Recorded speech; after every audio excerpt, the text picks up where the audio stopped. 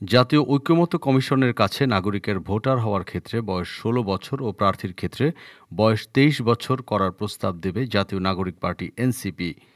২২ March রাজধানীর বাংলা মোটরে জাতীয় নাগরিক পার্টির কেন্দ্রীয় কার্যালয়ে আয়োজিত এক সংবাদ সম্মেলনে এসব কথা জানান দলটির যুগ্ম আহ্বায়ক ও সংস্কার সমন্বয় কমিটির সমন্বয়ক সরওয়ার তুষার।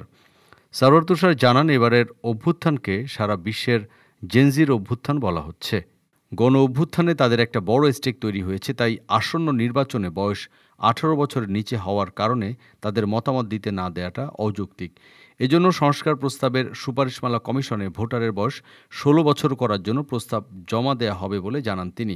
এনসিপির এ নেতা নতুন সংবিধান রচনার দাবি জানিয়ে বলেন, এনসিপি মনে করে আগামী নির্বাচন গণপরিষদ হওয়া উচিত। সংবিধান সংস্কার কাজ শেষ করে একটা নির্দিষ্ট সময়ের পর এই গণপরিষদই আইনসভায় রূপান্তরিত হবে। এদিকে ১৬৬টি সংস্কার প্রস্তাবের মধ্যে ১১১টি আলোচনা ছাড়াই বাস্তবায়ন সম্ভব বলে জানিয়েছে ঐকমত্য কমিশন। তবে এনসিপির এই নেতা বলেন, এই ১১১টার মধ্যে অনেকগুলো আছে যেগুলোর আলোচনার প্রয়োজন রয়েছে। ডেস্ক রিপোর্ট, আজ বার্তা, ঢাকা।